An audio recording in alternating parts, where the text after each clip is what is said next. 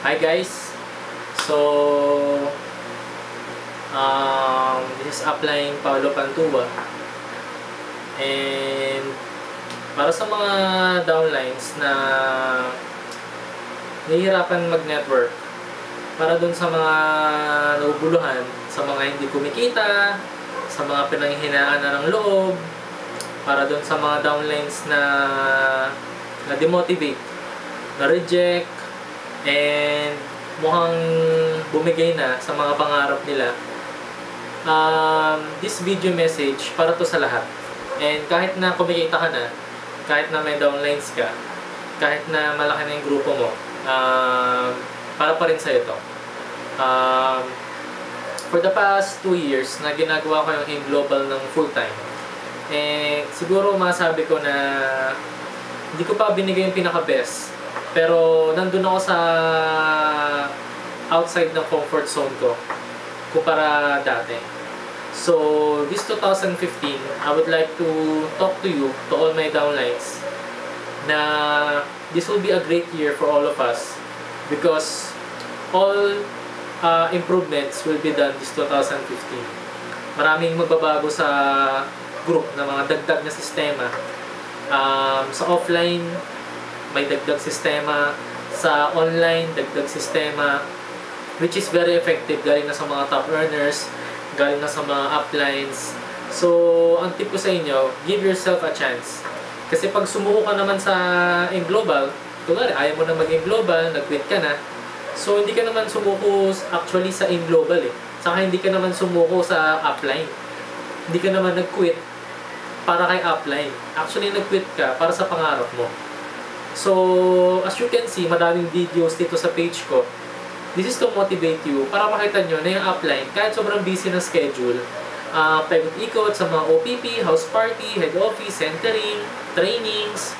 I give my time around 2 to 3 hours para mag-record ng mga ganitong videos para sa mga downline.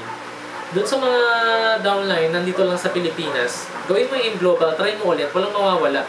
Kung nasa trabaho ka ngayon, nag-work ka, kumikita ka dyan ng 18,000 per month, 20 and above, still, pag umalis ka dyan, wala ka namang ibang pagkakakitaan kung meron ka rin business. Tama? So, still no work, no pay ka pa din. Isipin mo na lang yun, papakahirap ka sa isang bagay na pag umalis ka, maghihinto yung generation, yung pag-generate ng pera sa'yo. And that is very dangerous. Why? May bills ka, may pamilya ka, may anak ka, may future ka inaalagaan, may magulang ka inaalagaan. And why stay sa isang bagay na mawala ka lang, wala na rin siya. Tama? So, that is employment. Alam natin, may kita, may sweldo, andyan yung pera, agad, trabaho ka lang. Kaso, the reality is umalis ka dyan, wala na. So, no work, no pay. Bakasyon ka 1 week, bayad ka ba? Sing laki nung kinita mo last month? Of course, no. Tama? Dagdag stress, hirap, pagod, puyat, and at the end of the day, kulang pa rin naman. So, yun yung number 1. So, number 2, para sa akin, kung may business ka naman ngayong iba, bukod sa AIM Global, that's good. Huwag lang ibang networking. Tama? Kasi kung pipiliin mo, AIM Global talaga number 1 ngayon. Kaso kung ibang networking tinatrabaho mo, aside from AIM Global, pustahan ko sa'yo bro, may sira image mo. May sira credibility mo. May sira pagkatao mo sa lahat ng tao. May hirapan ka rin mag-alok. Bakit? Ang tatanong nila sa'yo, anong networking ba sasalihan namin? Ito saka ito. So para lang kumita, pera-pera, papasalihin mo sila kung saan nila gusto. So hindi sila susunod sa'yo pag ganun. So, off topic na yan. Kung may, dapat isa lang networking mo, AIM Global. So ngayon, kung may business ka naman, car wash, traditional, tindahan, mini grocery, computer shop, manicure, pedicure, salon, big business pa kung ano man yan, ang tip ko pa rin, iba pa rin, pag yung kinikita mo is leverage income. What is leverage? Well, alam naman natin, pag traditional, mas maraming sakit ng ulo kumpara sa AIM Global. For example pala, yung capital mo pala nilabas dyan, syempre hindi ka talaga matutulog. Bakit? Ang nilabas mo dyan, kalahating milyon, 300, 200, 50,000 nga lang, pinagpapaguran mo para hindi mo lugi. Tama? Yung 780, magkano potential kitain? 24,000 per day. Pero kung sisipagan mo, makukuha mo 24,000 per day. So, ang tip ko sa'yo, kung may business ka na naman, make sure na yung business mo, kahit bumabagyo, kumikita ka. Kasi most of the time, kung may business ka, tumama yung bagyo, nabaha yung lugar ninyo, sira yung stocks mo, lugi ka naman. So, iba naman, season na lang yung business, kung kailan lang patok. So, meron namang iba, yung business is nalulugi. Bakit? Kasi, big fish versus small fish. Small business person ka, tinabihan ka ng malalaking negosyante, talo ka rin. Kaya, I really advise sa mga downline, bigyan nyo ng chance sarili nyo, aralin nyo network marketing. Sapaga mo na, gawin mo na yung best mo. Huwag ka na muna mag-inarte. Mahinig ka muna sa upline. Umattend ka muna ng mga training. Pagbigyan mo yung sarili mo, sabihin mo sa sarili mo, kailangan mo kasing tanggapin na hindi ka okay. Kasi hanggat hindi mo tinatanggap na hindi ka okay, pagpipilitan mo yung sarili mo na okay ka lang, which is definitely hindi. Tama? So, kung nakakapag-bakasyon ka pa ngayon, para sa akin mas masarap mag-bakasyon kung may marami kang pera sa bangko, o kaya nabila mo yung magulang mo ng ganito, nabila mo yung kapatid mo ng bahay, nabila mo yung kapatid mo ng magandang sapatos, papakain mo sila everyday. Kasi naman yung bakasyon ka, pag uwi mo, sasabihin mo, back to reality, bayad utang trabaho, bayad utang trabaho. So, para sa mga downlines ko, this 2015, prepare yourself. Para dun sa mga active na, para dun sa mga leaders, nag-build ng mga network, kaya sabi ko sa inyo, bigay nyo yung best nyo. 3 years time, 4 years time, akit din kayo ng stage.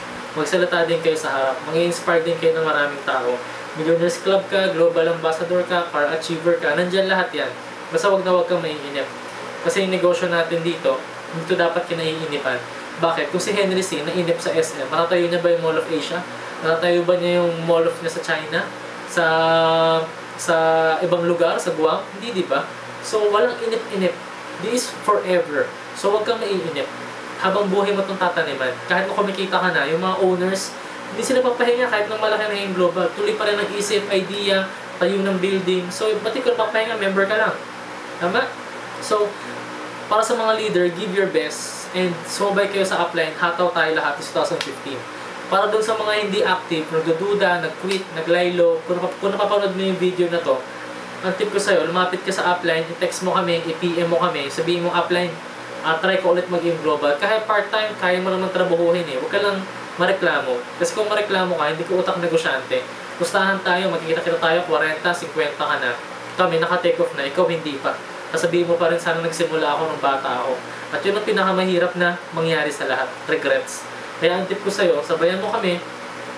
Itong YouTube channel na to para sa inyo lahat. And this 2015, we're going to make history. So prepare yourself. And this is Upline Pao, Millionaires Club, Gold Executive, Car Achiever, Hong Kong 6 Qualifier, Aim Global. Ito na yung buhay ko eh. Ito na yung ginagawa ko almost everyday. Dito na ako lahat bibili ng bahay, ng mga property, lahat dito na. And another business pa, mga dream business tulad ng car setup, mga ganyan.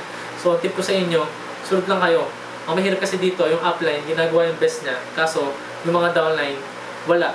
Nagdududa, nakikinig sa mga taong negatibo. Doon sa mga barkada mong lasenggero, barkada mong walang pera, barkada mong tambay, diyan nakikinig. Bakit? Kasi, masanay ka sa ganong environment eh.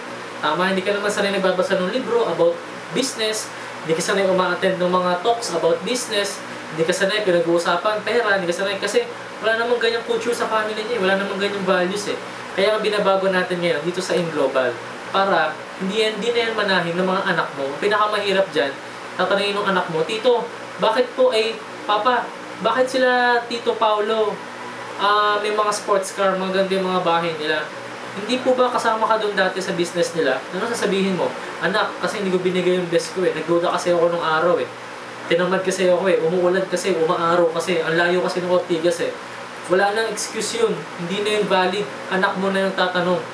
Para sa akin, pinakamahirap mangyari yun. Kaya antip ko sa'yo bro, sa assist, hatawin mo na to. Bigyan mo yung best mo. Makinig ka sa upline. Mag-goal set ka. Aralin mo lahat. Makinig ka sa upline. Umattend ka ng training. Humble down, magpaturo ka para kumita ka. Power.